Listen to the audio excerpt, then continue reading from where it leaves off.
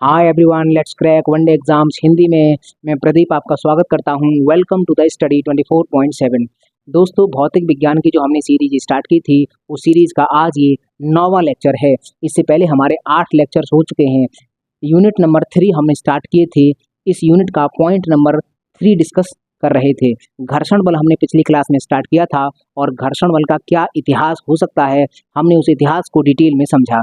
वह इतिहास हमने 350 ईस्वी पूर्व से स्टार्ट किया था और वो इतिहास घर्षण बल का चलते चलते 1833 ईस्वी तक आया था। उसके बाद 1842 ईस्वी में ऊर्जा संरक्षण के नियम की स्थापना हुई थी और उसके बाद में 1850 ईस्वी में ऊष्मागतिकी का प्रथम नियम बनाया गया था। अब इन दोनों नियम के आने के बाद घर्षण बल को केवल एक उपाय के रूप में जाने जाने लगा कि घर्षण बल केवल यांत्रिक ऊर्जा को ऊष्मा में बदलने का एक उपाय है। 20वीं सदी में जैसे ही आए वैसे ही लोगों के विचार अलग अलग हो गए और घर्षण बल के दो विचार निकल के सामने आए, ओल्ड व्यू ऑफ फ्रिक्शन और न्यू व्यू या फिर मॉडर्न व्यू ऑफ फ्रिक्शन। तो आज की क्लास में हम घर्षण बल का पुराना विचार क्या है और नया विचार क्या है, क्या इसमें समानताएं हैं, क्या इसमें भिन्नताएं हैं, आज हम इसको डिस्कस करने वाले हैं। जैसा कि आप देख सकते हो, हमने लिख रखा है घर्षण बल के व्यू। आखिरकार घर्षण बल के क्या व्यू हैं? तो दो व्यू हैं, एक है ओल्ड व्यू ऑफ फ्रिक्शन, दूसरा है मॉडर्न व्यू ऑफ फ्रिक्शन। तो चलिए हम इनको समझते हैं। पहला पॉइंट है ओल्ड व्यू में पुराना व्यू क्या था। उसमें हम घर्षण बल को क्या मानते थे कि घर्षण बल किस तरह से कार्य करता है। तो हम ये मानते थे कि घर्षण बल घर्षण बल संपर्क सतहों की प्रकृति पर निर्भर करता है। पहला जो ओल्ड व्यू था उसमें ये मानते थे कि जो घर्षण बल है वह संपर्क तल, अगर एक वस्तु दूसरी वस्तु के ऊपर रखी है तो उनके बीच में जो संपर्क तल होंगे उनकी प्रकृति पर डिपेंड करेगा कि उनका नेचर किस तरह से है। तो यहाँ मॉडर्न व्यू में क्या था? मॉडर्न व्यू में भी यही माना जाता था कि भाई संपर्क तलों की प्रकृति पर तो डिपेंड करेंगे। तो ये तो इनमें समानता हो गई। तो यहाँ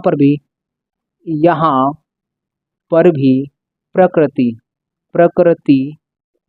का महत्व माना जाता था। ये तो इनमें समानता हो गई। तो सर भिन्नता क्या है? भिन्नता है दो। पॉइंट नंबर 2, घर्षण बल ओल्ड व्यू के अनुसार घर्षण बल संपर्क सतहों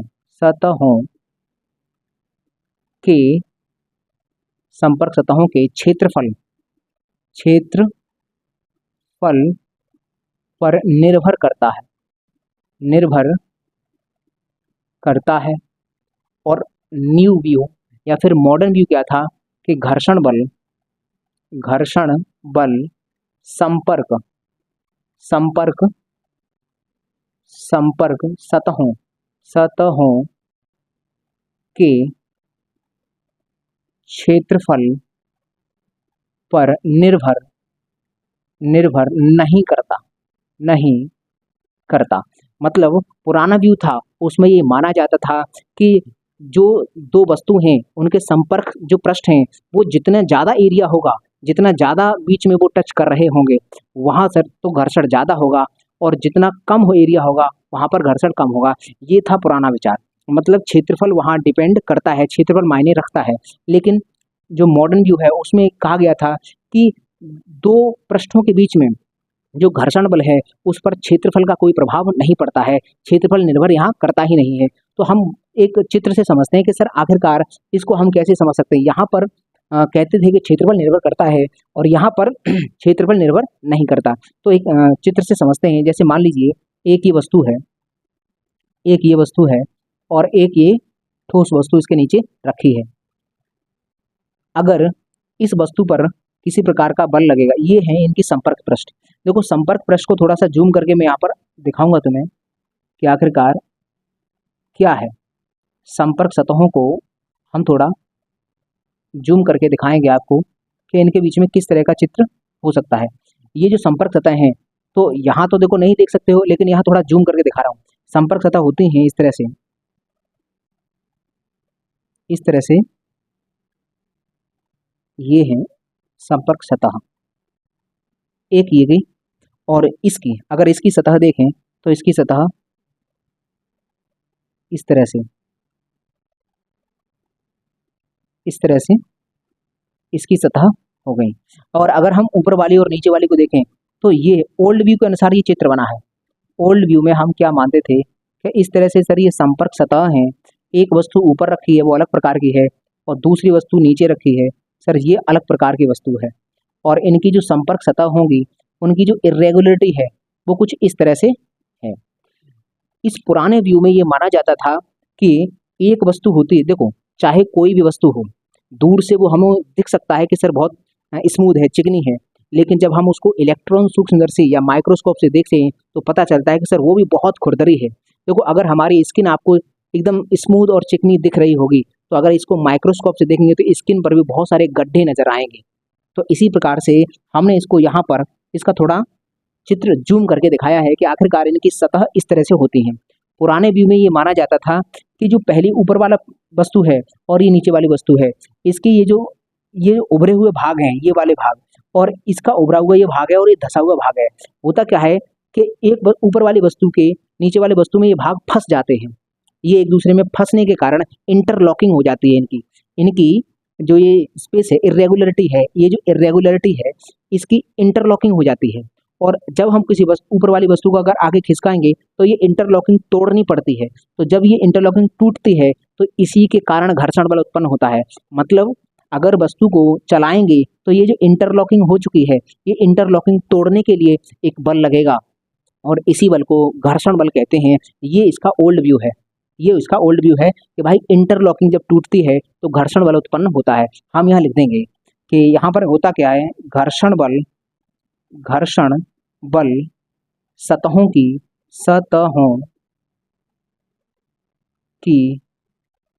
अनियमितता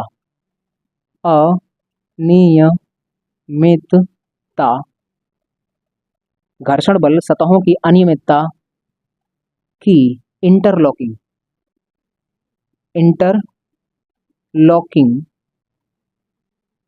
के कारण उत्पन्न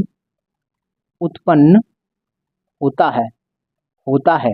मतलब जो पुराना व्यू था उसमें हम ये मानते थे कि जो घर्षण बल उत्पन्न होता है वो एक वस्तु ये है और दूसरी वस्तु ये है, इसकी इंटरलॉकिंग हो जाती है, इसकी जो इरेगुलरिटी है वो एक दूसरे में फंस जाती हैं और फंसने के कारण, इनकी इंटरलॉकिंग होने के कारण जब हम एक वस्तु को बल लगाकर खींचते हैं तो ये इंटरलॉकिंग टूटती है और तोड़ने में बल लगता है, उसी बल को घर्षण बल कहते हैं। ये तो इसका ओल्ड व्यू है। लेकिन नए व्यू में ये मानते ही नहीं है कि ये क्षेत्रफल डिपेंड करता है। अब एक बात बताओ, यहाँ पर ये इंटरलॉकिंग जितना ज़्यादा होगी, जितना ज़्यादा एरिया होगा, ओल्ड व्यू के अनुसार देखें तो सर जितना बड़ा एरिया होगा सर इंटरलॉकिंग उतनी ज़्यादा हो जाएगी, और जितनी ज़्यादा इंटरलॉकिंग हो गई, जितना ज़्यादा एक दूसरे में फंस गए, उतना ही खींचने में दिक्कत आएगी। तो फिर इनके अनुसार तो ये बात ठीक, ओल्ड व्यू के अनुसार ये वाली बात बिल्कुल ठीक है कि सर हाँ, क्षेत्रफल जितना बढ़ाएंगे इंटरलॉकिंग बढ़ जाएगी, इंटरलॉकिंग बढ़ी तो बल ज़्यादा लगेगा। तो ठीक है, इनके अनुसार से ठीक है। लेकिन जो मॉडर्न व्यू है जो हम आज फॉलो करते हैं उसमें ये कहता है कि क्षेत्रफल पर ये निर्भर ही नहीं करता है। तो फिर किस तरह से होता है, तो मॉडर्न व्यू का एक डायग्राम बनाता हूँ मैं। मॉडर्न व्यू का एक उदाहरण पहले समझो। जैसे मान लीजिए ये कहते हैं कि सर एक दूसरे की जो अनियमितता है वो एक दूसरे में इंटरलॉक हो जाती है। मॉडर्न व्यू ये मानता है कि ये वस्तु अलग प्रकार की है और ये वस्तु अलग प्रकार की है। जब दो वस्तु अलग अलग प्रकार की हैं तो उनके बीच में जो इरेगुलरिटी होगी वो भी अलग अलग प्रकार की होगी। जरूरी नहीं है कि इस वस्तु का उभार जिस जगह है तो दूसरी वस्तु का वहाँ गड्ढा हो, और इस वस्तु का उभार जहाँ है तो दूसरी इसका यहाँ गड्ढा हो। जरूरी नहीं है, क्योंकि ये जो उभार और गड्ढे होते हैं ये अनियमित होते हैं, इनकी इरेगुलरिटी होती है। जैसे आपने देखा होगा जब टीन रखते हैं, टीन तो टीन में इस तरह से डिजाइनिंग होती है। उसका मतलब जैसे मान लो टीन होती है, उसमें इस तरह से डिजाइन होती है। टीन अगर किसी ने अपने घर पे रखवाई होगी तो टीन की जो रेगुलरिटी है वो इरेगुलर नहीं, वो रेगुलर होती है। तो ये जो टीन के बड़े बड़े तख्ते आते हैं वो अगर तह बाई तह लगा देते हैं तो वो फंस जाते हैं, एक दूसरे में फंस जाते हैं। जैसे अगर ऊपर टीन रखेंगे तो एक हमने तख्ता रखा फिर दूसरा रखा, तो जब दूसरा रखते हैं तो उसको दबाने के लिए उसके एक दो जो घुमाव होते हैं उनको ऊपर चढ़ा देते हैं। क्यों चढ़ाते हैं, ताकि सर अब वो चढ़ जाते हैं, क्यों? क्योंकि इसकी जो इर्रेगुलरिटी है और दूसरे वाले तख्ते की इर्रेगुलरिटी है वो बिल्कुल समान है। जब एक प्रकार की इर्रेगुलरिटी होगी, ये अनियमितता है, कुल मिला के ये उभार और ये गड्ढे हैं, ये अनियमितता बोलते हैं। लेकिन ये अनियमितता है कैसी? ये तो सर एक ही प्रकार की है, और अगर इसी प्रकार की अनियमितता वाला एक अगर इसके ऊपर सरफेस लेकर आएंगे, अगर इसी प्रकार की अनियमितता वाला ये सरफेस है तो सर ये आराम से धंस जाएगा। मतलब अगर हमारे पास दो पृष्ठ हैं और दोनों पृष्ठों की जो अनियमितता है, ये इर्रेगुलरिटी है, वो समान है। सर एक कैसी है कि सर इसका जहाँ उभार है उस इसका यहाँ गड्ढा है, इस वाली का जहाँ उभार है तो उस वाली का यहाँ गड्ढा है। मतलब एक सतह ये है और एक सतह ये है, इन दोनों की जो इर्रेगुलरिटी है वो समान है, एक जैसी है, बिल्कुल एक जैसी। तो वो एक दूसरे में धंस जाएंगी। लेकिन हमने क्या कहा, ये वस्तु ए है तो ये वस्तु बी है। मतलब ये वस्तु ए प्रकार की हमें नहीं पता कैसी है, और ये वस्तु बी प्रकार की हमको नहीं पता, तो इसमें जो इर्रेगुलरिटी होगी वो इस तरह से नहीं होगी। क्योंकि वस्तु हमारी एक ए है तो दूसरी ये हम मानते हैं कि हमारी ए वस्तु है और ये हमारी बी वस्तु है, तो इन दोनों की जो इर्रेगुलरिटी होगी वो सेम थोड़ी होगी, अलग टाइप की होगी। मतलब कैसे कि जैसे मान लीजिए एक वस्तु इस तरह से है तो दूसरी वस्तु की इर्रेगुलरिटी हो सकती है कि इस तरह से हो, इस तरह से हो। एक वस्तु इस तरह से है और दूसरी वस्तु की इर्रेगुलरिटी इस तरह से हो सकती है। क्यों? क्योंकि वस्तु अलग अलग हैं तो इनकी अनियमितता भी अलग अलग होगी। जरूरी नहीं है कि जितना इसमें गैप है उसका इस वाली का उतना यहाँ उभार होगा। जरूरी नहीं है कि ये ए प्रकार की वस्तु है, ये बी प्रकार की वस्तु है, तो जब इनको इन आपस में पास में लेकर आएंगे तो जरूरी नहीं है कि ये फंस जाएं। क्यों? क्योंकि ये जो इर्रेगुलरिटी है, ये जो इर्रेगुलरिटी है ये वस्तु ए की है और ये इर्रेगुलरिटी है वो वस्तु बी की है। ये वस्तु बदलने के कारण ये इर्रेगुलरिटी भी अलग अलग प्रकार की होगी, और जब हम एक दूसरे के ऊपर रखेंगे इसको तो इस बात की गारंटी है ये फंसेगा नहीं, मात्र टच करेगा। ये इसका चित्र क्या बनेगा अगर हम बात करते हैं इसको चित्र को और बढ़ाकर, तो ये कैसे बनेगा कि मान लो इस तरह से है, अगर ये बी वस्तु है तो ऊपर अगर हम इसको इर्रेगुलरिटी वाली वस्तु को रखेंगे तो इस तरह से चित्र बन जाएगा। मतलब ये कहा कि जब हम इर्रेगुलरिटी वाली, ये अलग इर्रेगुलरिटी है, इसकी अलग अनियमितता है और इसकी अलग प्रकार की अनियमितता है, जब इनको एक दूसरे के ऊपर रखेंगे तो इस बात की गारंटी है सर फंसेगा नहीं, फंस नहीं सकता है, क्योंकि सर इनके बीच में ये गैप और इनका गैप अलग टाइप का है। और तुम कहोगे सर ये अलग अलग क्यों दिखाया है? अलग अलग होती हैं, जब वस्तु अलग हैं तो उनकी जो अनियमितता है वो भी अलग प्रकार की होगी। जरूरी नहीं है कि बिल्कुल सेम टाइप की हो, जैसे टीन में होती है, वो टीन के जो तख्ते होते हैं वो एक मशीन से बनते हैं, तो उसमें जो अनियमितता लाता है बिल्कुल नाप के बराबर बराबर रखता है।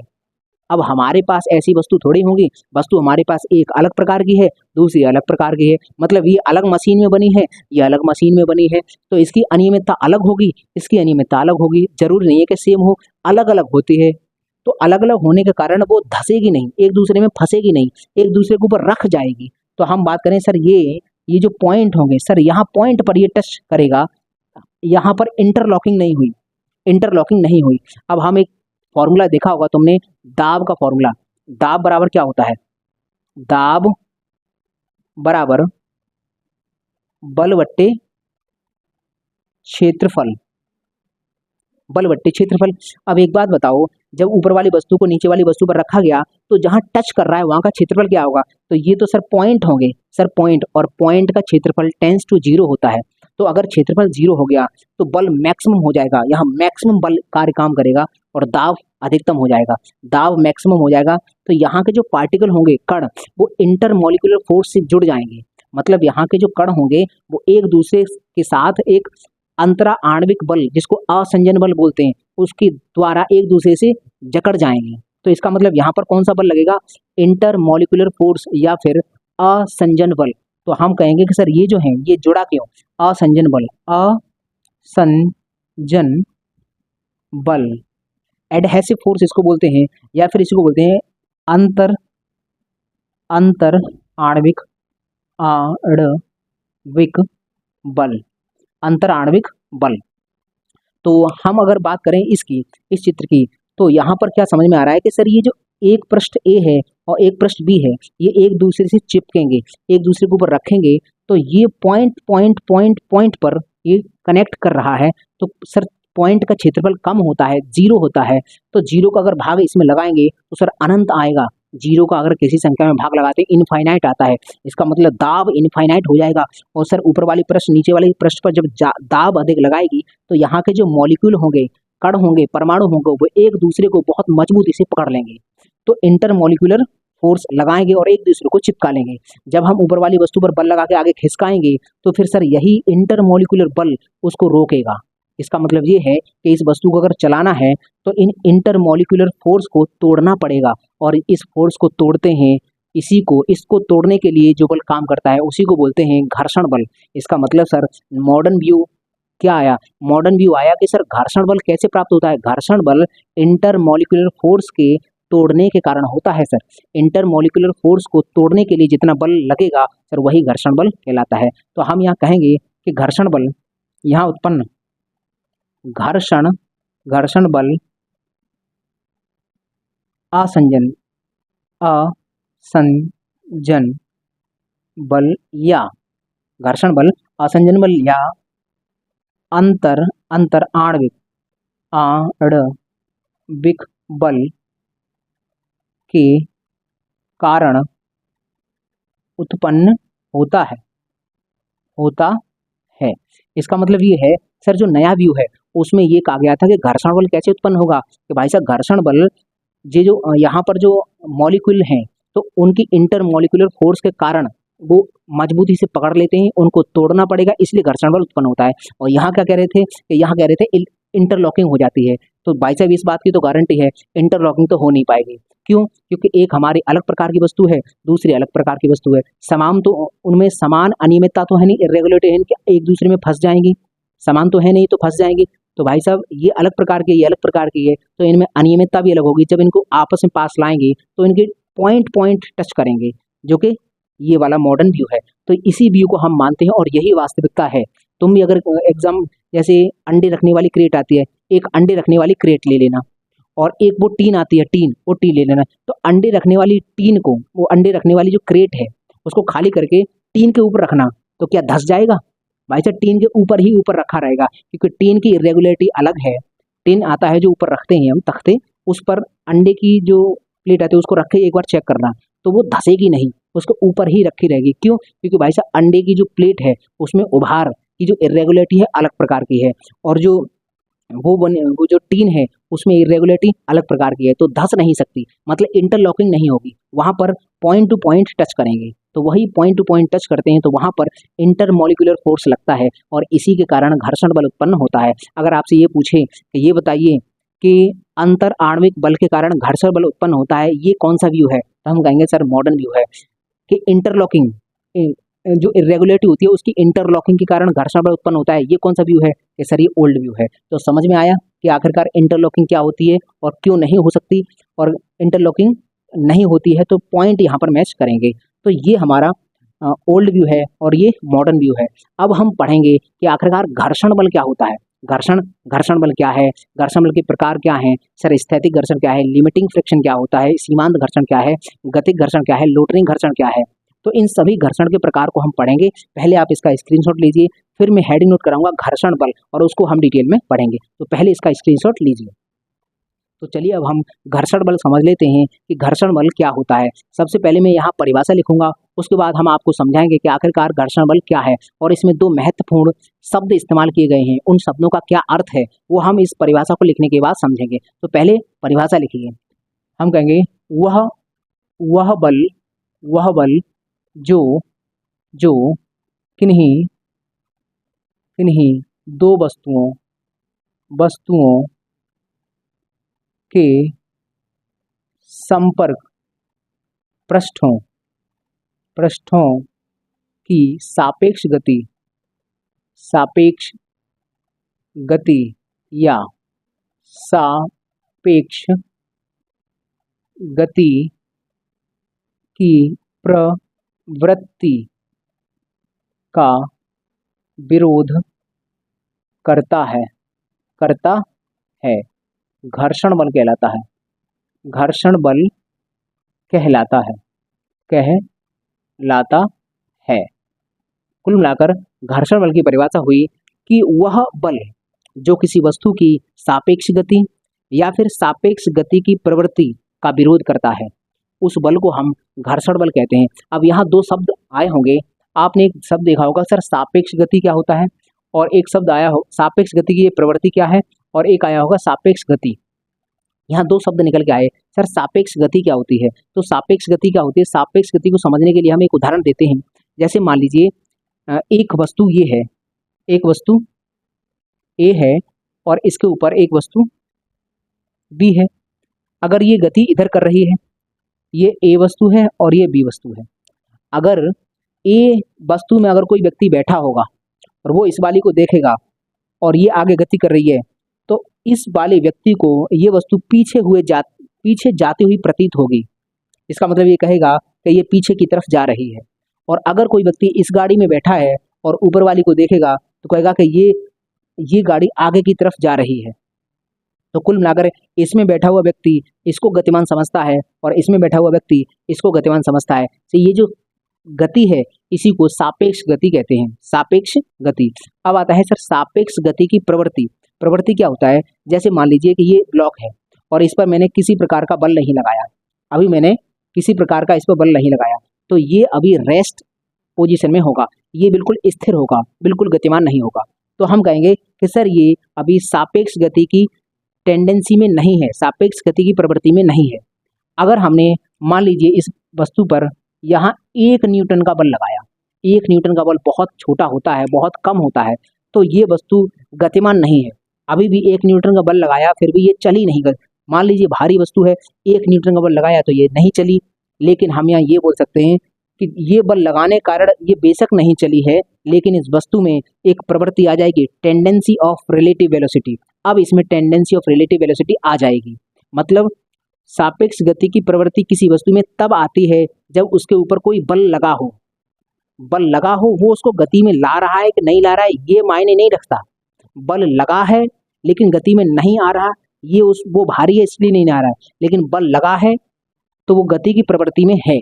इसका मतलब ये है कि सर अगर किसी वस्तु के ऊपर बल लगाया है तो हम कहेंगे कि ये गति की प्रवृत्ति में है, मतलब सापेक्ष गति ये करने ही वाली है। जैसे जैसे बल बढ़ाएंगे तो कर जाएगी। तो कुल मिलाकर ये है कि जब तक बाहरी बल नहीं होगा तब तक उस वस्तु को सापेक्ष गति की प्रवृत्ति में हम नहीं कहेंगे। अगर हमने इसमें से बल हटा लिया तो हम कहेंगे ये वस्तु सापेक्ष गति की प्रवृत्ति में नहीं है। तो देखो घर्षण बल में 2 शब्द इस्तेमाल किए गए थे, सापेक्ष गति। घर्षण बल उत्पन्न करने के लिए या सापेक्ष गति होनी चाहिए या फिर वस्तु सापेक्ष गति की प्रवृत्ति में हो, मतलब उस पर कुछ न कुछ थोड़ा बहुत बल लगा हो, तब हम कंसीडर करेंगे कि घर्षण बल इसके ऊपर लगा है। अब हम बात करते हैं कि सर घर्षण बल के द्वारा किया गया कार्य कैसा है। देखो हमेशा घर्षण बल विरोधी होता है, हमेशा विरोध करता है, सापेक्ष गति का विरोध करता है, रिलेटिव वेलोसिटी का विरोध करता है, या फिर टेंडेंसी ऑफ रिलेटिव वेलोसिटी, इन दोनों का विरोध करता है। विरोधी बल है तो इसके द्वारा किया गया कार्य ऋणात्मक होता है। हम इस बात को लिखेंगे कि घर्षण बल द्वारा किया गया कार्य नेगेटिव होता है। हमेशा याद रखें कि घर्षण बल के द्वारा जितना भी कार्य किया जाएगा हमेशा ऋणात्मक होगा। अगला पॉइंट कि सर घर्षण बल उत्पन्न कब होगा। घर्षण बल उत्पन्न कब होगा, जब रिलेटिव वेलोसिटी होगी या फिर रिलेटिव वेलोसिटी की प्रवृत्ति होगी। याद रहे, पूछ लेगा कि निम्न में से वो कौन सी सिचुएशन है जिस सिचुएशन में घर्षण बल उत्पन्न हो सकता है। तो या तो ऑप्शन लिखा होगा कि सापेक्ष गति हो रही हो, तो हम कहेंगे सर ये बिल्कुल ऑप्शन हो सकता है। अगला ऑप्शन ये है कि सर वस्तु सापेक्ष गति की प्रवृत्ति में हो, तभी हम कहेंगे सर हाँ यहाँ घर्षण बल हो सकता है। कि वस्तु स्थिर अवस्था में है तो ये नहीं हो सकता। तो हमने ये 3 ABC बनाए। अब हम ऑप्शन बनाएंगे ए सही है कि बी सही है कि सी सही है, कि ए और बी सही है कि सी और ए सही है। तो आप कहेंगे सर ए और बी दोनों सही हैं। वस्तु सापेक्ष गति में है या फिर सापेक्ष गति की प्रवृत्ति में है तो घर्षण बल कार्य करेगा। तो हमें समझ में आएगा। ठीक है, अगला ये बात लिखने की आवश्यकता नहीं है क्योंकि ये डेफिनेशन में लिखी है। अगला पॉइंट हम समझेंगे कि घर्षण बल जब भी लगेगा हमेशा पेयर में लगता है, जोड़े में लगता है। तुम कहोगे सर कैसे, जरा एग्जाम्पल से समझाओ। तो पहले हम लिखते हैं घर्षण बल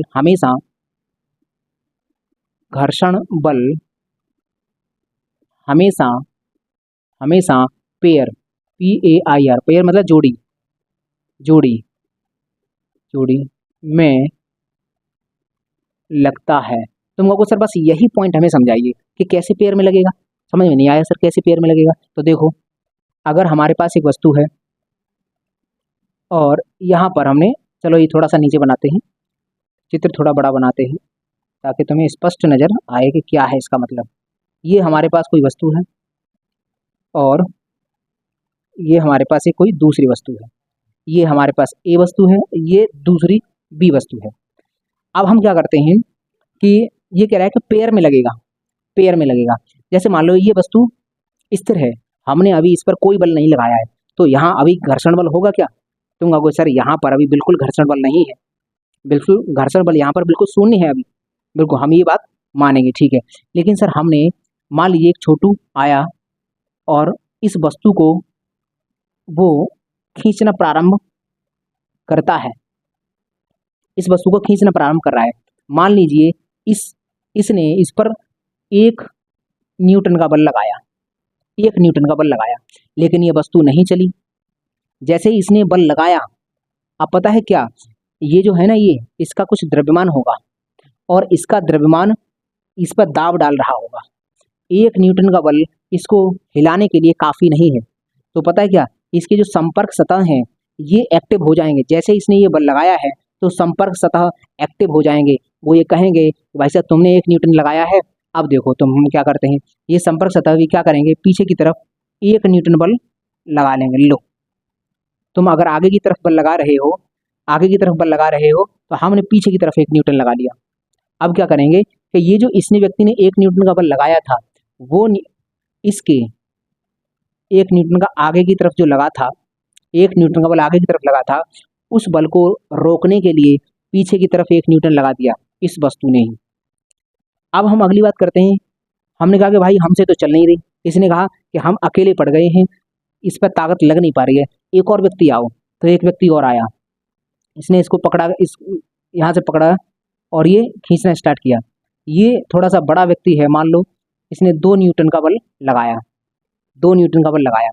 अब ये वस्तु कहते, ये जो पृष्ठ होंगे, ये पृष्ठ वो कहेंगे अच्छा बल बढ़ा रहे हो तो हम भी अपना बल बढ़ा लेंगे। क्यों? क्योंकि ये इतने से भी बल से भी खिसकने वाली ये नहीं है। तो ये क्या करेगा, ये जो होगा ये वाला बल, ये भी अपने आप को +2 कर लेगा, 2 न्यूटन अपने आप ये बना लेगा, प्लस 2 न्यूटन, +2 न्यूटन। तो ये जो 1 न्यूटन था, अब इसका इसमें जुड़ के 2 न्यूटन यहाँ पर भी 2 न्यूटन यहाँ ऐड कर देंगे। इसका मतलब देखो, एक बल इधर लग रहा है, घर्षण बल इधर है, तो इसको बैलेंस कर रहा है ये वाला बल, तो ये पेयर में है। देखो इधर लगा है, इधर भी आ गया, पेयर में है। अगर हमने मान लो एक व्यक्ति और लगा दे, एक बड़ा सा व्यक्ति लेकर आए और उसे कहा कि भाई यहाँ बल लगवा दो, और इसने 10 न्यूटन का बल लगाया, 10 नहीं, हम मानते हैं 5 न्यूटन का बल लगाया, 5 न्यूटन का बल लगाया। अब मान लीजिए कि वस्तु अभी भी गतिमान नहीं हुई, ये भारी है वस्तु मान लो, तो वस्तु अभी भी गतिमान नहीं हुई, तो ये वस्तु क्या करेगी, ये भी अपना +5 न्यूटन बल कर लेगी, ये भी अपना 5 न्यूटन बढ़ा लेगी, इसने भी अपना 5 न्यूटन बढ़ा लिया, और ये इसकी श्रेणी में यहाँ पर भी 5 न्यूटन बढ़ जाएगा, 5 न्यूटन यहाँ बढ़ गया। अब आप कहोगे सर जैसे जैसे तुम इसके ऊपर बल लगाते जा रहे हो, वैसे वैसे ये बल भी बढ़ता जा रहा है। अब मान लीजिए अब इसकी क्षमता खत्म हो गई, इसकी क्षमता खत्म हो गई, भाई साहब अब हम इसकी सतह कह रही है कि अब हम ज़्यादा नहीं लगा पाएंगे। अगर यहाँ छोटा सा एक बच्चा भी आ गया ना 1 न्यूटन का, तो ये वस्तु को गतिमान कर देगा। तो ये इसका मैक्सिमम मान हो गया, ये जो है ना, ये इसका मैक्सिमम मान हो गया। तो हमें पहले ये समझ में आया कि सर जैसे जैसे ये बल लगता है तो इसका एक विरोध करने वाला ये विरोधी बल लग जाता है, तो ये और ये वाला बल दोनों मिलकर एक पेयर बनाते हैं। एक इधर लग रहा है तो एक दूसरा इधर लग गया, एक इधर लग रहा है तो दूसरा, कुल मिलाकर पेयर में। यही मैंने लिखा था ऊपर कि घर्षण बल हमेशा पेयर में लगता है, जोड़ी में लगेगा। अगर तुम घर्षण बल इधर लगा रहे हो तो उसके पीछे भी एक बैलेंस करने के लिए बल आ जाएगा, और वो बल कहाँ से मिलेगा, वो ये जो लोग लगाएंगे ना बल, उनमें से निकाल के यहाँ पर चिपका दिया जाएगा। अब हम एक सिचुएशन बताते हैं कि सर ये तो मैक्सिमम हो गया, मान लो ये वाला जो घर्षण बल था, घर्षण बल ये मैक्स हो चुका है। उसने कहा कि भाई साहब अब तो हमारी क्षमता खत्म है, अगर इधर एक आदमी भी अगर लगा दिया तो ये वस्तु गति करना स्टार्ट हो जाएगी। तो हम ये कहेंगे कि सर ये जो घर्षण बल है ये मैक्सिमम हो चुका है, और अगर इधर कोई छोटा सा बच्चा भी अगर हमने लगा दिया, छोटा सा बच्चा भी हमने मान रस्सी पकड़ा दी इसको कि भाई खींच से तू भी, अगर छोटा सा बच्चा मान लो 1 न्यूटन का बल लगाया, 1 न्यूटन का बल, तो टोटल वह कितना हो गया, 5, 6, 7, 8 और एक 9 न्यूटन। और ये कितना था टोटल, यहाँ पर 8 न्यूटन, ये 8 न्यूटन बल था और यहाँ पर 9 न्यूटन हो चुका है टोटल। तो उस 9 न्यूटन में से 8 न्यूटन तो बैलेंस करने के लिए भेजेंगे। ये जो 9 न्यूटन का बल लग चुका है, इसमें से हम कहेंगे कि भाई 8 न्यूटन तुम लोग जाओ पेयर बनाओ इस घर्षण का, क्योंकि इस घर्षण का विरोध ये जो कर रहा है इसको बैलेंस करो जाके। तो इस 9 में से 8 न्यूटन इसको मिल जाएगा कि तुम जाके बैलेंस कर दो, तो इसको बैलेंस कर दिया, बाकी का 1 न्यूटन बचेगा और उस 1 न्यूटन के बल से वस्तु आगे बढ़ना स्टार्ट हो जाएगी। इसका मतलब ये है कि किसी वस्तु पर जो बल लगता है वो बल थोड़ा सा चला जाता है। कहाँ चला जाता है? चला जाता है वस्तु को बैलेंस करने में चला जाता है। जो घर्षण बल लगा है ना, उसको बैलेंस करने के लिए, उसका पेयर बनाने के लिए इधर आ जाता है। जैसे हमने 1 न्यूटन लगाया तो वो पूरा बल इधर खिसक के आ गया, क्योंकि भाई से घर्षण बल को बैलेंस करना है। 2 लगाया और बढ़ाया तो इसने भी बढ़ा लिया, इसने भी बढ़ा लिया तो बैलेंस कर दिया। फिर 5 बढ़ाया तो इसने भी 5 बढ़ा लिया, बैलेंस कर लिया। लेकिन ये अब मैक्सिमम हो चुका है। इसकी ये सतह थी, ये कहने लगी कि भाई साहब अब हमारे पास मैक्सिमम बल हो गया है, अब थोड़ा सा भी मत लाना, अगर थोड़ा सा भी लाए तो गतिमान हो जाएगा। तो हमने 1 न्यूटन का छोटा सा बच्चा उसको रस्सी से कनेक्ट करके इसको भी पकड़ा दिया, भाई तू भी पकड़, खींच इसको। तो अब हमारे पास टोटल बल, इसके ऊपर टोटल बल 9 न्यूटन हो चुका है, लेकिन इसकी मैक्सिमम पावर कितनी थी? 8 न्यूटन को रोकने की। तो ये जो 9 न्यूटन लगाया है, इस 9 में से 8 निकाल के वो कहेगा कि 8 इस घर्षण को बैलेंस करने के लिए भेज दो, ताकि इसका पेयर बन जाए, ताकि इसका ये घर्षण बल का पेयर बन जाए और हमारे पास अब 1 न्यूटन बचा है, हम इस 1 न्यूटन के बल से आगे बढ़ेंगे। तो कुल मिलाकर हमने अभी कहा था कि घर्षण बल हमेशा पेयर में लगता है, तो इसीलिए जो बल हम लगाते हैं ना, उसमें से थोड़ा हिस्सा निकल आता है और निकल के पेयर बनाता है घर्षण बल के साथ।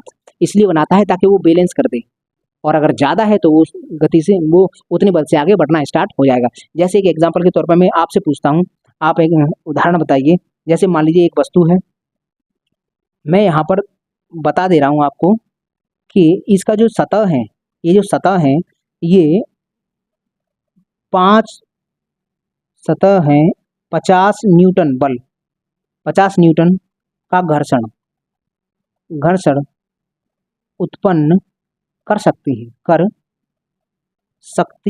है। ये बात मैं आपको बता रहा हूँ। हमने कहा कि भाई साहब ये जो वस्तु है और ये वस्तु है, इन दोनों के ऊपर ये सतह ये इनकी रखी हुई है, इनके बीच में 50 न्यूटन का घर्षण बल उत्पन्न हो सकता है। इसकी क्षमता है 50 न्यूटन की। तो अब हमने क्या किया कि इस पर एक बल लगाया, हमने बल लगाया 55 न्यूटन, 55 न्यूटन का बल लगाया। तो ये 55 न्यूटन का बल थोड़ा सा जाएगा। जैसे इसने 55 न्यूटन लगाया तो ये इसकी सतह की क्षमता थी 50 न्यूटन की, तो ये 50 न्यूटन का बल, ये क्षमता, ये सतह, क्योंकि इसकी क्षमता थी घर्षण बल की 50 न्यूटन, तो ये अपना 50 न्यूटन बल लगाएगी। लेकिन इस बल को बैलेंस करने के लिए ये जो 55 है ना, 55 में से वो कहेगा कि भाई साहब 50 निकल कर तुम उसको बैलेंस जाके करो, उसके साथ पेयर बनाओ, क्योंकि उसको पहले बैलेंस करना है और जितना बचेगा हम उससे आगे बढ़ेंगे। तो इस 50 में से यहाँ पर, इस 55 में से यहाँ पर 50 न्यूटन निकल के आ जाएगा और इसमें से फिर 50 हम माइनस कर देंगे, क्योंकि वो 50 यहाँ आ चुका है, इसका पेयर बना लिया, ये पेयर बना लिया। अब ये वस्तु मात्र 5 न्यूटन से आगे बढ़ेगी, ये वस्तु अब 5 न्यूटन से आगे बढ़ेगी। इसका मतलब हमें समझ में आया कि जब किसी वस्तु पर सर कोई बल लगाया जाता है, उसमें से कुछ बल निकल के घर्षण बल को पेयर संतुलित करने के लिए पेयर में चला जाता है। तो इसका मतलब घर्षण बल जब भी लगेगा हमेशा पेयर में काम करता है। सर अपने बराबर इधर भी लगवाएगा तब वो अपनी वैल्यू को बराबर कर पाएगा। वही मैंने पॉइंट लिखाया था कि घर्षण बल हमेशा पेयर में कार्य करता है। इस बात को आपको समझ में आएगा। पहले इसका स्क्रीनशॉट ले लो, उसके बाद मैं समझाता हूँ आखिरकार स्थैतिक घर्षण क्या होता है। तो स्क्रीनशॉट लीजिए इसका पहले। तो चलिए अब हम स्थैतिक घर्षण समझते हैं, लेकिन स्थैतिक घर्षण जानने से पहले हम ये समझ लेते हैं कि आखिरकार घर्षण बल कितने प्रकार का होता है। तो आपको जैसा कि फ्लो चार्ट दिख रहा है कि घर्षण बल एक होता है स्थैतिक घर्षण बल और एक होता है गतिक घर्षण बल। और गतिक घर्षण को आगे 2 भागों में और बांटते हैं, सर्पी घर्षण बल और लोटरिंग घर्षण बल। आप अगर यहाँ ये सोच रहे होगे सर एक और घर्षण बच गया, सीमांत घर्षण बल क्या होता है? तो सीमांत घर्षण बल क्या होता है कि स्थैतिक घर्षण का जो मैक्सिमम मान होता है उसी को सीमांत घर्षण बल बोलते हैं। इसको भी हम एक ग्राफ के माध्यम से समझेंगे। पहले हम समझने वाले हैं सर स्थैतिक घर्षण बल क्या होता है। स्थैतिक घर्षण बल, तो आप हमारे से पहले ये फ्लो चार्ट बना लेना, फिर हेडिंग नोट करना। स्थैतिक घर्षण बल होता क्या है, हम यहाँ पर पहले परिभाषा लिखते हैं। परिभाषा, जब वस्तु सापेक्षिक गति की प्रवृत्ति में होती है तो तब संपर्क तलों के मध्य लगने वाले घर्षण बल को ही स्थैतिक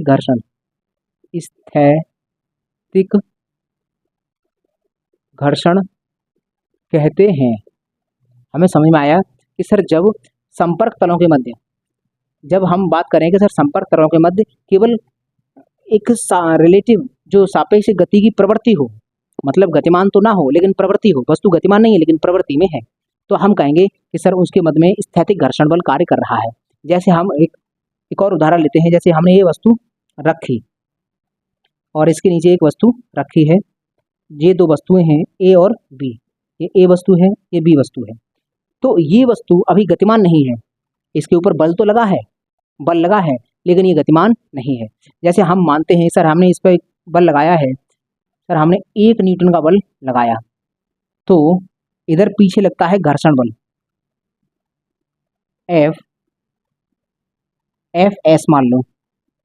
स्लाइडिंग की बात कर लेते हैं, या फिर static F S, static friction लगा है। 1 न्यूटन का बल हमने इसके ऊपर लगाया और इधर लगेगा स्टैटिक फ्रिक्शन, स्थैतिक घर्षण बल। अभी ये गति में नहीं है, स्थिर है। बेशक बल लगाया है लेकिन ये स्थिर है। जैसे हमने 1 न्यूटन का बल लगाया तो ये जो बल है ना, ये बल स्थैतिक घर्षण बल क्या करेगा, 1 न्यूटन हो जाएगा। हमने आरोपित बल, हम इसको लिखते हैं आरोपित बल। ये हम आरोपित बल है F, और ये लगाने के साथ साथ ये इसका स्टैटिक फ्रिक्शन जो हम बोलते हैं स्थैतिक घर्षण, ये पीछे की तरफ काम करने लगेगा। जैसे मान लीजिए कि सर हमने आरोपित बल 1 न्यूटन बढ़ाया तो स्थैतिक घर्षण भी, ये भी अपनी ये जो सतह है ये 1 न्यूटन कर लेगा अपने आप को, और 1 न्यूटन को कैंसिल करके स्थिर रहेगा। जैसे ही हमने यहाँ पर सर 2 न्यूटन बल बढ़ाया, 2 न्यूटन और बढ़ाया, तो यहाँ टोटल 3 हो गया, तो 2 न्यूटन ये भी अपना बल बढ़ा लेगा, अभी भी ये स्थिर है। इसने कहा कि भाई मैं अब 4 न्यूटन बढ़ा रहा हूँ, तो इसने भी अपना 4 न्यूटन बढ़ा लिया, और अभी भी यहाँ पर टोटल 7 हो चुका है, यहाँ पर भी 7 न्यूटन हो गया, लेकिन अभी भी वस्तु स्थिर है।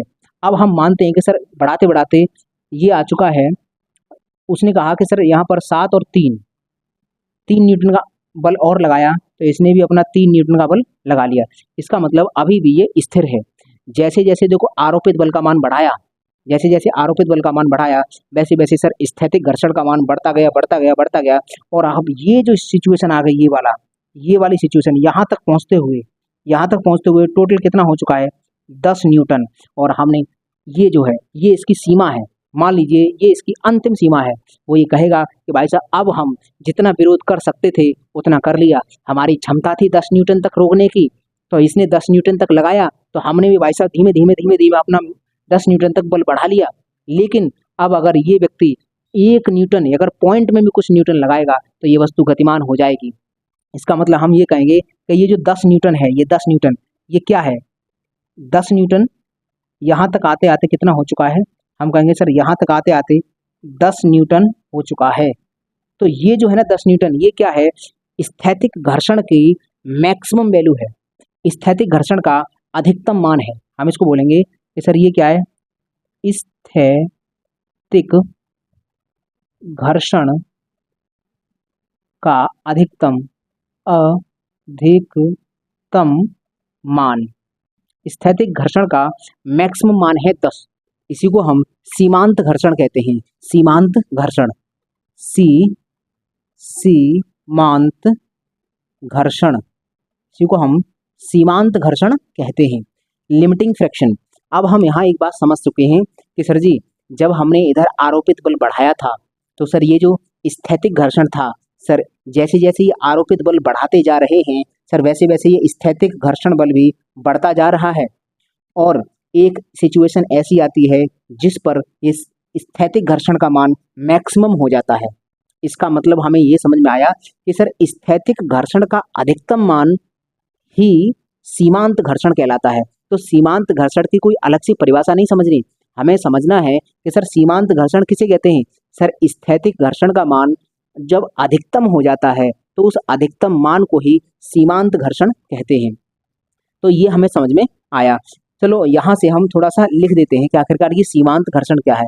सीमांत घर्षण, सीमांत घर्षण, तो हम यहाँ समझते हैं कि सीमांत घर्षण क्या है। हम इसकी परिभाषा लिख देते हैं, आप भी हमारे साथ लिख लो कि जब स्थैतिक घर्षण का मान अधिकतम हो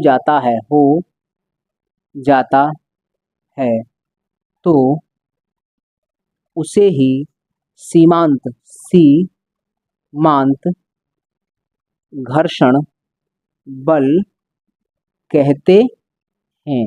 हमें समझ आएगा सर जब स्थैतिक घर्षण अपनी अधिकतम सीमा पर पहुंच जाता है तो इसी को हम स्थैतिक घर्षण जब मैक्सिमम वैल्यू पर पहुंच जाता है तो इसी को हम सीमांत घर्षण कहते हैं, लिमिटिंग फ्रैक्शन। अब यहाँ से एक सवाल पूछेगा कि सर सीमांत घर्षण की सिचुएशन आ गई है, संसार के जितने भी घर्षण बल हैं उसमें सबसे अधिक वैल्यू सीमांत घर्षण की ही होती है। अब जैसे ही अब यहाँ तो चलो समझते हैं कि हमने इतना समझा कि सर ये सीमांत घर्षण और सीमांत घर्षण किसको कहते हैं। पहले आप इसका स्क्रीनशॉट लीजिए, फिर मैं आगे बढ़ता हूँ। चलिए आप स्क्रीनशॉट लीजिए। तो चलिए अब हम सीमांत घर्षण को प्रैक्टिकली समझ लेते हैं कि आखिरकार इसका प्रैक्टिकल क्या हो सकता है। जैसे हमने अभी एग्जाम्पल आपको दिया था 10 न्यूटन वाला, कि घर्षण बल का मैक्सिमम मान 10 न्यूटन था और उधर हमने 10 न्यूटन लगाया था, उसी हम एग्जाम्पल को मान के चलते हैं। मान लीजिए ये वही ब्लॉक है अभी वाला, और ये जो नीचे रखा था वो वाला ब्लॉक है। हमने ये माना है कि ये जो सतह है सर इसका जो मैक्सिमम घर्षण बल है वो 10 न्यूटन है। हमने माना है कि सर इसका मैक्सिमम जो घर्षण बल है वो 10 न्यूटन है। तो हम ये मान के चलते हैं कि सर ये जो घर्षण बल है यहाँ 10 न्यूटन है, तो इस 10 न्यूटन को पूरा करने के लिए 2-2 न्यूटन के 5 आदमी हैं इसके पास। हम ये मान के चलते हैं कि यहाँ पर सतह के पास 5 आदमी हैं जो 2-2 न्यूटन की क्षमता रखते हैं, और वही लोग घर्षण बल को उत्पन्न करेंगे। तो अगर हमारे पास 5 आदमी हैं 2-2 न्यूटन के अगर हमारे पास 5 आदमी हैं तो कुल कितना घर्षण बल हो जाएगा। 2-2 न्यूटन के अगर हमारे पास 5 आदमी हैं तो 10, क्योंकि इसकी क्षमता कितनी थी भाई, हम कहेंगे सर इसकी जो घर्षण बल की क्षमता है, क्षमता तो क्षमता हमने कहा कि 10 न्यूटन है। सर घर्षण बल जो इन पृष्ठों के लिए है वो मैक्सिमम 10 न्यूटन है, ये हम जानते हैं। और हमने ये एग्जाम्पल ले लिया है कि सर 5 आदमी हैं 2-2 न्यूटन के जो कि इसी घर्षण बल को बढ़ाएंगे। अब हम काम करते हैं, हमने क्या किया कि आरोपित बल लगेगा और इधर घर्षण बल लगेगा। हमने इधर एक व्यक्ति भेज दिया कि भाई साहब इस गाड़ी को इधर खींचो, या ये भी ब्लॉक है इधर खींचो, और ये हमने इनसे बोल दिया कि भाई तुम्हारा कितना बल है, तो इसने कहा हमारा बल है 2 न्यूटन। जैसे ही इस व्यक्ति ने इस पर 2 न्यूटन का बल लगाया तो यहाँ से ये जो सरफेस थी, यहाँ जो सरफेस का ये जो मालिक था इसने कहा भाई साहब इसमें से कोई एक व्यक्ति 2 न्यूटन का कोई एक व्यक्ति यहाँ लगो ताकि इसको बैलेंस किया जा सके। तो इसमें से मान लीजिए एक व्यक्ति ये निकल के आया, ये वाला व्यक्ति निकल के आया और यहाँ लग गया, लो भाई ये वाला 2 न्यूटन, तो यहाँ से ये वाला खत्म, ये वाला व्यक्ति जा चुका है, ये वाला व्यक्ति चला गया। तो इधर 2 न्यूटन लगाया था तो इधर भी 2 न्यूटन लग गया। अब हमने कहा कि भाई इधर एक काम करते हैं, इधर एक और आदमी आता है। तो इधर एक आदमी आया, थोड़ा मोटा टाइप का आदमी आया, इसने क्या किया कि 4 न्यूटन का बल लगा दिया। ये जो आदमी आया इसने 4 न्यूटन का बल लगाया, तो इधर टोटल 6 हो गया। अब यहाँ जो घर्षण बल का जो मालिक था उसने कहा था कि भाई साहब इधर 6 हो चुका है, हमारे पास तो टोटल 10 अभी क्षमता है ना, तो एक काम करो 2 व्यक्ति और यहाँ से निकलो, यहाँ पूरा 6 करो ताकि बैलेंस कर दो, गाड़ी को आगे बढ़ने नहीं देना है। तो कुल मिलाकर ये व्यक्ति और ये व्यक्ति दोनों निकले और दोनों व्यक्ति यहाँ पर आ गए। ये दोनों व्यक्ति थे, वो दोनों व्यक्ति यहाँ लग चुके हैं, ये तो 2 न्यूटन ये और 2 न्यूटन ये, तो कुल मिलाकर ये 3 व्यक्ति निकल के आए और यहाँ लग गए। इन्हें कहा था भाई साहब लो इधर 6 न्यूटन है, हमारा भी 6 न्यूटन है, बराबर है, हम आगे गाड़ी बढ़ने नहीं देंगे।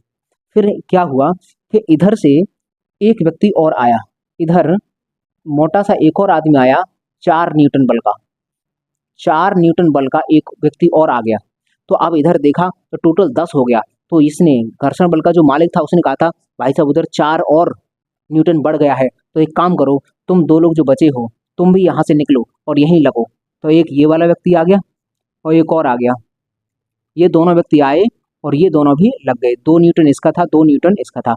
अब हुआ क्या, यहाँ से मात्र 5 लोग, पांचों के पांचों ये लग चुके हैं, 10 न्यूटन इन्होंने लगा लिया बल, इसकी क्षमता खत्म कि घर्षण बल अब ये मैक्सिमम वैल्यू तक आ गया है। इधर भी 10 न्यूटन हो गया और सर इधर भी ये 10 न्यूटन हो गया। तो अभी ये गाड़ी स्थिर है, ना तो इधर जाएगी ना इधर जाएगी। इसका मतलब ये जो आरोपित बल था, जैसे जैसे मैंने आरोपित बल का मान बढ़ाया है वैसे वैसे घर्षण बल का मान भी बढ़ता गया है। ये जो स्थैतिक घर्षण है इसका मान भी बढ़ता गया है और एक अवस्था ऐसी आ गई जब इसका घर्षण बल का मान मैक्सिमम हो गया। मैक्सिमम क्यों हो गया, क्योंकि भाई साहब इसके पास मात्र 5 लोग थे, पांचों के पांचों यहाँ निकल के लग चुके हैं, अब इसके पास कोई आदमी नहीं बचा है। तो ये आगे सीमांत घर्षण की स्थिति। तो ये जो स्थिति बन गई, इधर अगर देखा जाए तो सर इधर टोटल 10 न्यूटन बल बना और अगर इधर देखा जाए तो सर इधर 10 न्यूटन बल बना। इसका मतलब सर उधर भी 10 न्यूटन, इधर भी 10 न्यूटन। लेकिन हम इतना जानते हैं कि सर ये जो घर्षण बल की स्थिति है ना, घर्षण बल की मैक्सिमम वैल्यू आ गई। हमें ये पहले से ही जानकारी थी कि सर ये जो घर्षण बल की यहाँ मैक्सिमम वैल्यू है वो 10 है और ये 10 पर आ चुका है। तो ये जो स्थिति बनी, ये स्थिति बनी सीमांत घर्षण की। ये जो ये जो घर्षण बल बढ़ता जा रहा था, स्थैतिक घर्षण बढ़ रहा था, धीमे धीमे बढ़ रहा था, अब ये मैक्सिमम तक पहुंच गया है 10। इसका मतलब जब स्थैतिक घर्षण बल बढ़ते जब अपनी मैक्सिमम पॉइंट पर पहुंच जाता है तो उसी मैक्सिमम स्थैतिक घर्षण को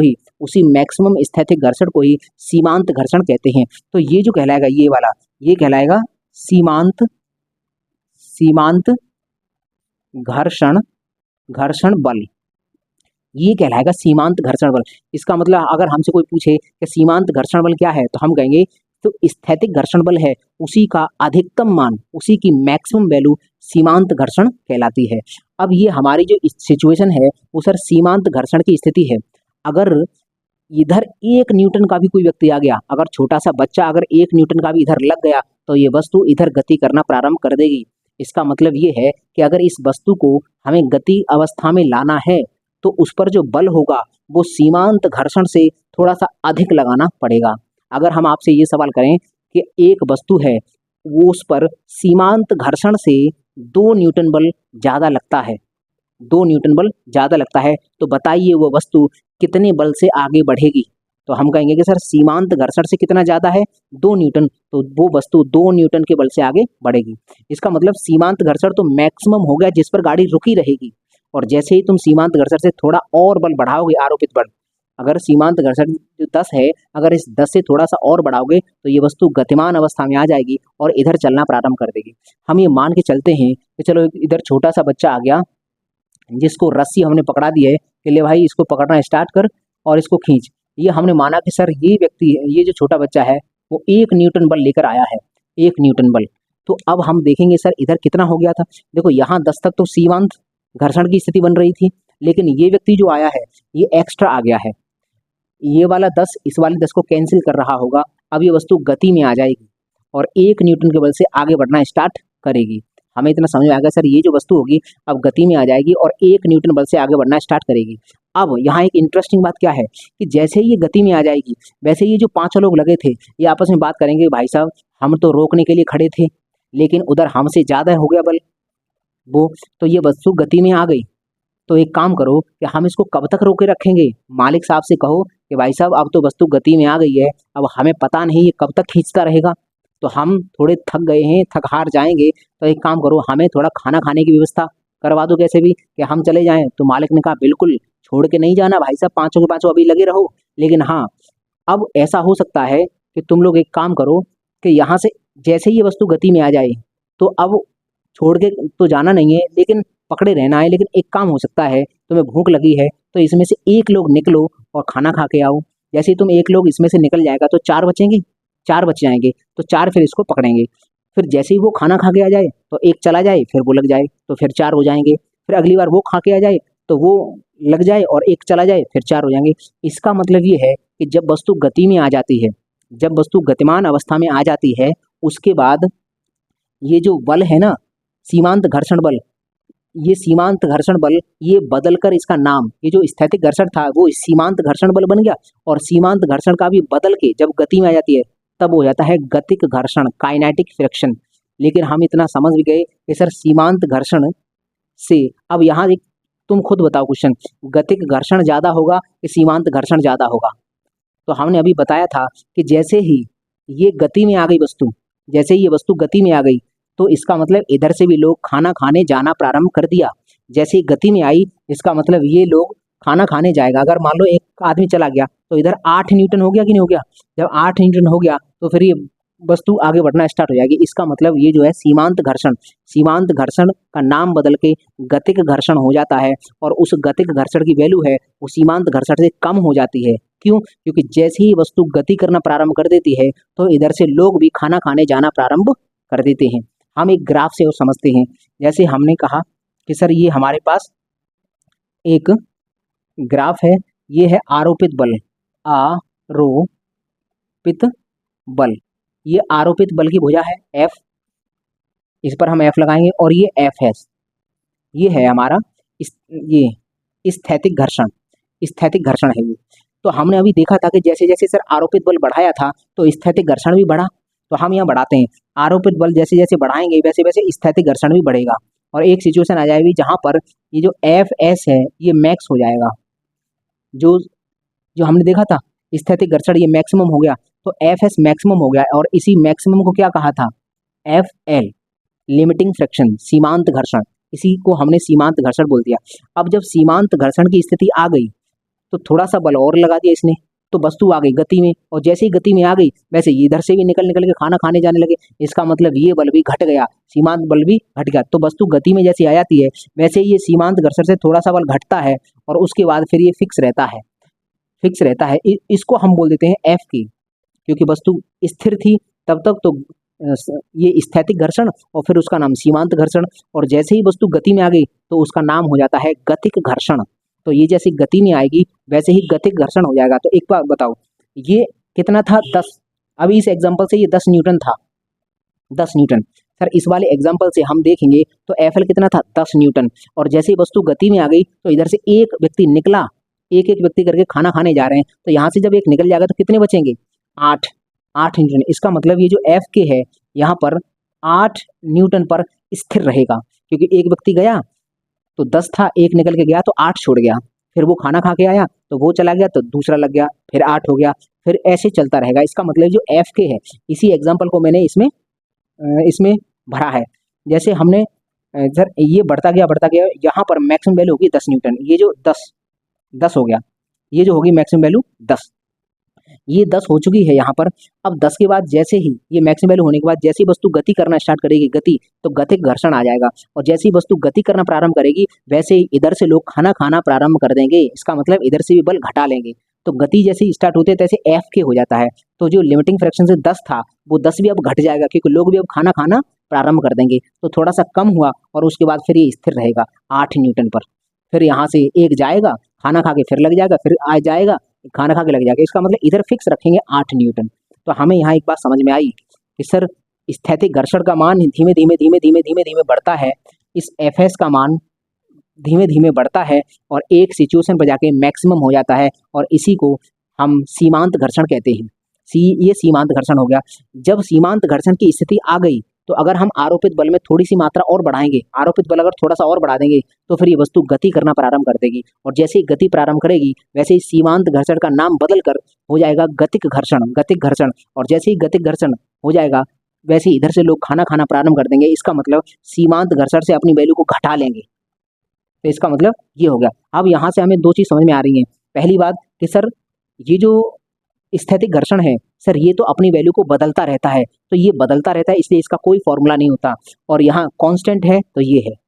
यहाँ गतिक घर्षण नियत रहता है, फिक्स रहता है, इसीलिए इसी घर्षण बल का फॉर्मूला होता है। तो हम यहाँ एक पॉइंट लिखेंगे, नोट पॉइंट लिखेंगे कि स्थैतिक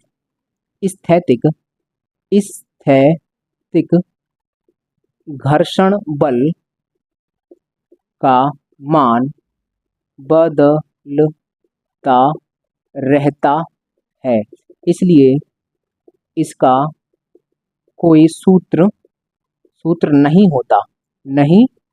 होता। क्योंकि स्थैतिक घर्षण का मान बदलता रहता है, वेरी करता रहता है। तो अब देखो, तुम कहोगे सर स्थैतिक घर्षण तो शून्य में हो सकता है, शून्य से ही स्टार्ट थी, इसकी स्टार्टिंग शून्य से ही हुई थी, ये धीमे धीमे बढ़ा था, मैक्सिमम हो गया था। अब हमें समझ आ गया सर स्थैतिक घर्षण का मान बदलता रहता है, इसलिए इसका कोई सूत्र नहीं होता है। कांस्टेंट क्या रहता है सर? ये गतिक घर्षण हमेशा नियत रहता है, इसलिए गतिक घर्षण का फॉर्मूला होता है। तो हम कहेंगे नोट पॉइंट में अगला, चूंकि गतिक घर्षण का मान नियत रहता है, इसलिए इसका सूत्र होता है। इस घर्षण बल का सूत्र होता है। तो हम इसका फॉर्मूला भी पढ़ेंगे। तो हमें यहाँ से एक और बात समझ में आती है कि गतिक घर्षण ज़्यादा होगा, कौन सा घर्षण बल ज़्यादा होता है? तो हम कहेंगे सर लिमिटिंग फ्रैक्शन सबसे ज़्यादा है, और फिर इससे कम होता है गतिक घर्षण। और गतिक घर्षण भी दो तरह का होता है, सर्पी घर्षण जो फिसल के चले गाड़ी, और एक होता है लुढ़क कर चले, लोटनी घर्षण। तो उनमें भी कौन है? लोटनी घर्षण सर्पी घर्षण से कम होता है। तो अगर हम यहाँ बात करें, नोट पॉइंट एक और लिख लें कि सीमांत घर्षण, हम ये सिंबल में लिख दें एफ एल, ये लिमिटिंग फ्रैक्शन, इसकी वैल्यू सबसे ज़्यादा होती है, और इससे कम होती है एफ एस। ये आप स्लाइडिंग फ्रैक्शन, सर्पी घर्षण है, ये सर्पी घर्षण, ये स्लाइडिंग सर्पी के लिए मैंने बनाया है। स्लाइडिंग मतलब सर्पी, ये स्टैटिक, तुम आप ये मत मान लेगा स्थैतिक घर्षण हो गया, ये एफ एस मतलब मैंने लिख दिया है सर्पी घर्षण है। और इसके बाद एफ आर मतलब रोलिंग घर्षण। तो घर्षण बल के मान इस तरह से वेरी करते हैं, सबसे ज़्यादा होता है लिमिटिंग फ्रैक्शन, उससे कम होता है सर्पी, और उससे कम होता है आपका रोलिंग फ्रैक्शन। रोलिंग, जब लुढ़क कर कोई चीज़ चले तो रोलिंग फ्रैक्शन, ये है इनके मान। तो पहले आप इसको स्क्रीनशॉट लो, उसके बाद मैं पढ़ाता हूँ घर्षण बल का क्या फॉर्मूला है, और घर्षण गुणांक क्या है, तो घर्षण कोण क्या है, तो वो मैं अभी बताता हूँ, आप पहले इसका स्क्रीनशॉट लीजिए। तो इसके बाद घर्षण बल के चैप्टर में, ये जो घर्षण बल का चैप्टर चल रहा था, इसके बाद हमारे पास बचा है कि सर घर्षण बल का फॉर्मूला क्या होता है। F बराबर म्यू इंटू के, जो म्यू के इंटू एन होता है, वो सर फॉर्मूला कैसे बना, और घर्षण गुणांक क्या होता है, सर घर्षण कोण क्या होता है। तो इन तीनों को निकालने का हमारे पास फॉर्मूला होता है। इस फॉर्मूले को हम समझेंगे, और उसके बाद हम समझेंगे कि सर घर्षण बल के क्या लाभ हैं, और घर्षण बल के फिर क्या हानियां हैं, और घर्षण बल को अगर हम कम कर सकते हैं तो किस तरह से कम किया जाता है, किन किन चीज़ों का इस्तेमाल करके घर्षण बल को कम कर सकते हैं, और किसका इस्तेमाल करके हम घर्षण बल का मान बढ़ा सकते हैं। अगर मैं उस चीज़ जो अभी ये बचा हुआ है, अगर इसको भी मैं इसी क्लास में डिस्कस करूँगा तो ये क्लास काफ़ी लंबी हो जाएगी, और मैं नहीं चाहता कि ज़्यादा लंबी क्लास हो जाए। तो हम उस चीज़ को जितना भी बचा हुआ है कि घर्षण बल का फॉर्मूला, घर्षण गुणांक कैसे निकालते हैं, उससे घर्षण कोण कैसे निकालेंगे, और उससे घर्षण बल कैसे निकालेंगे, ये तीनों बातें समझ लेंगे। और फिर उसके बाद घर्षण के क्या फायदे हैं, घर्षण के क्या मतलब हानियां हैं, और घर्षण कम कैसे किया जाता है, और घर्षण कैसे बढ़ाया जाता है, ये सब बातें हम अगले लेक्चर में करने वाले हैं। आज के लिए बस इतना ही। तो नमस्कार दोस्तों, हम मिलते हैं आपको अगली वीडियो में। और इसी तरह से अगर अपनी नॉलेज को एनहेंस करना चाहते हैं तो लगातार हमारे साथ जुड़े रहिए, और अगर चैनल को सब्सक्राइब करना चाहें तो वो भी आप कर सकते हैं। नमस्कार दोस्तों, आज के लिए बस इतना ही।